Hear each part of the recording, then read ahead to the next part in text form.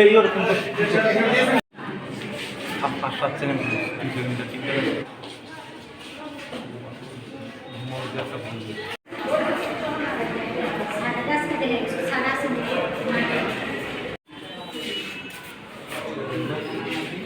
বাচ্চাকে একটু দেখতে আমার কি ইচ্ছা করে আমার বন্ধ করার জন্য চেষ্টা করতে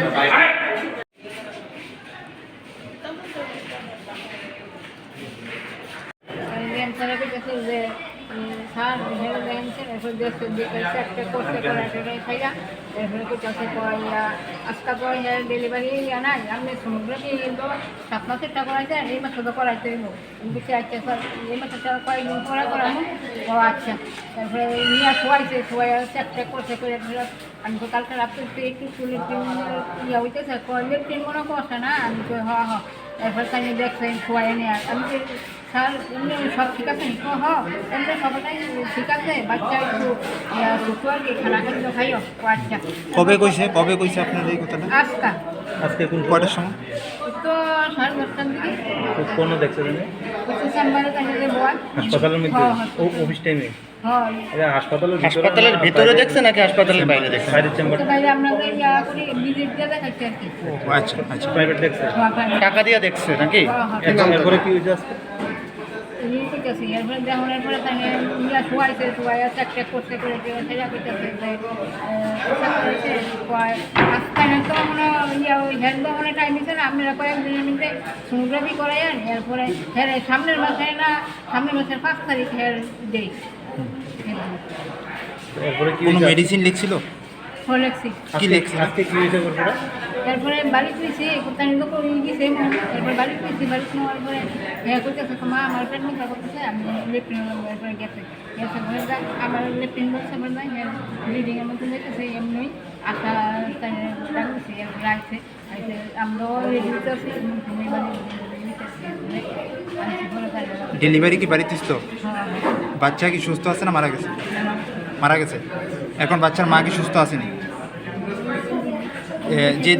যে ডাক্তারের দেখাইছেন ডাক্তার কে আইছে? ডাক্তারের নাম কি? এই যে বাচ্চাটা মারা গেল কি কারণে মারা যেতে পারে বা ডাক্তারের কি এখানে কোনো গাফিলতি মনে হইতেছে? এখানে কি ডাক্তারের কোনো গাফিলতি আছে?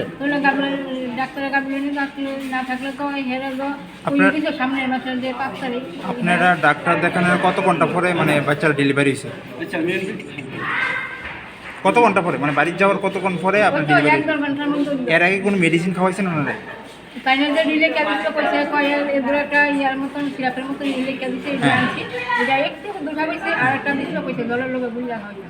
এরপরে ডেলিভারি হয়েছে না? ডাক্তার ডেলিভারির কোনো ডেট দিছিল না? এই আপনার কি হয় ডেলিভারি? নাম কি? বাড়ি কোন জায়গায়? আপনার নাম?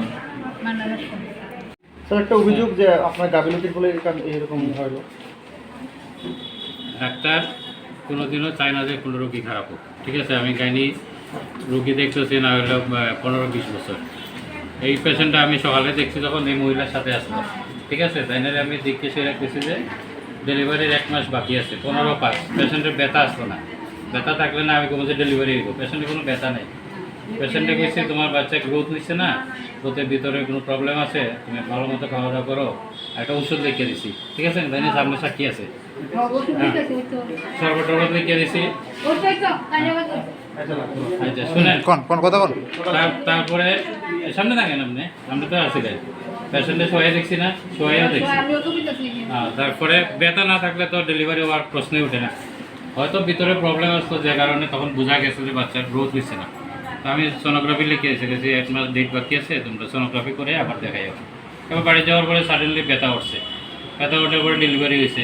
সবাই ভিতরে প্রবলেম থাকলে হয়তো হয়েছে, এটা তো তখন কোনো অসুবিধা ছিল না। আপনি 1 মাস পরে সময় দিয়েছেন আর 1 মাস আগে এটা পরে ডেট ছিল, মানে এটা কি কোনো কিছুতে সম্ভব হলো মানে এই বিষয়টা? না আমি কইতেছি কোনো মহিলার প্রেগন্যান্সির ডেট একটা থাকে, এক্সপেক্টেড ডেট, এটাকে বলে EDD, expected date of delivery 9 মাস 7 দিন। সেই অনুসারে 15/5 ডেট ছিল, সেটা আমার ডেট দেওয়া ডেট না।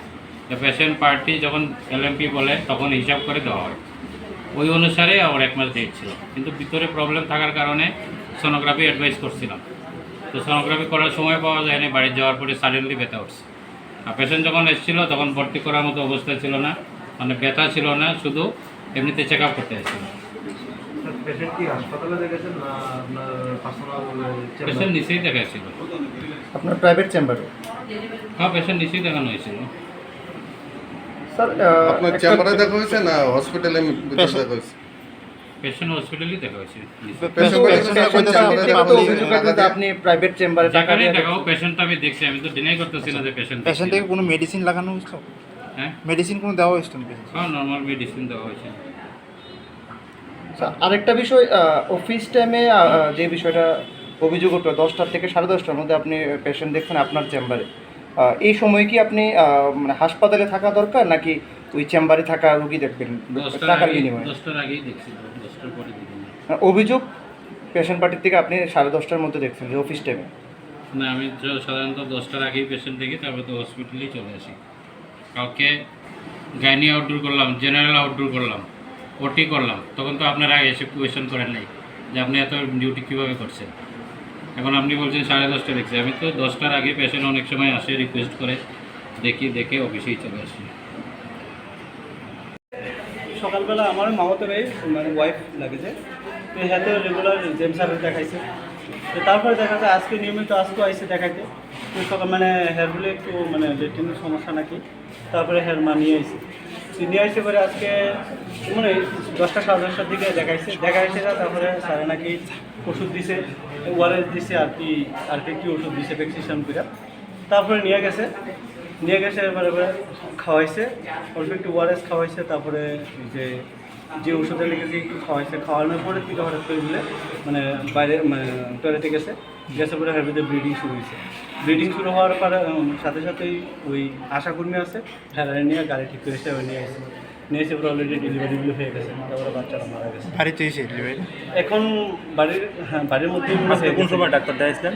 ডাক্তার 10টা 10:30টার দিকে দেখাইছে, অফিস টাইমের সময়। 10টা 10:30 তাহলে কি চেম্বারে হাসপাতালে দেখছেন না প্রাইভেট দেখছে? তাহলে প্রাইভেটে ওই চেম্বারে ওটা দেখাইছে। অফিস টাইমের আমি সময় আইসি না সত্যতা যে আমার মামিমা হয় তিনি নিয়ে আইসেন। ঠিক অফিস টাইমে দেখছিল? হ্যাঁ, অফিস টাইমে দেখছিল। এখন 10টা 10:30টার সময় নিয়ে আইসে আর কি। আচ্ছা। আমি তো হ্যাঁ রিলিফ, তারপরে আমি শুনে এসে আইসি আর কি। এখন মেন বিষয় হলো এখন যে ডাক্তারের উপরে যে রুগীটার যে অবস্থা, এই রুগীটার লক্ষণটা দেখলে তো তিনি কইতে পারতো যে রুগীটার এখন অবস্থা ভালো না, বা কী কারণে তাহলে রুগীটা ছাড়লো, এটা তো একটা বিষয় আছে না।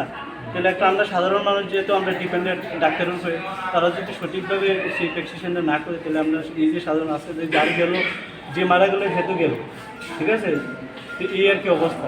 যে গর্ভবতী মায়ের নাম কি? তানিয়া লস্কর, বাড়ি কোন জায়গায়? বাড়ি অরবিন্দনগর। আপনার কি হয়? আমার মামাতো ভাই। ডেলিভারির ডেট কবে দিয়েছে? ডেলিভারির ডেটে আগামী মাসের 5 তারিখ, আগামী মাসের 5 তারিখ হয়তো হ্যাঁ বলেছে যে সোনোগ্রাফির ডেট দিতে যে 9 মাসে যে সোনোগ্রাফি করার ডেট, সেই ডেটটা করার জন্য। কিন্তু আজকে দেখেছি কয় মাসে ডেলিভারি হয়েছে? ডেলিভারি 9 মাসের রানিং আছে, 9 মাস সম্ভবত হয়েছে। এমনি আর কোনো অসুবিধা আসতো না তো? না, সুস্থ আসতো? হ্যাঁ, এমনি তো সুস্থ।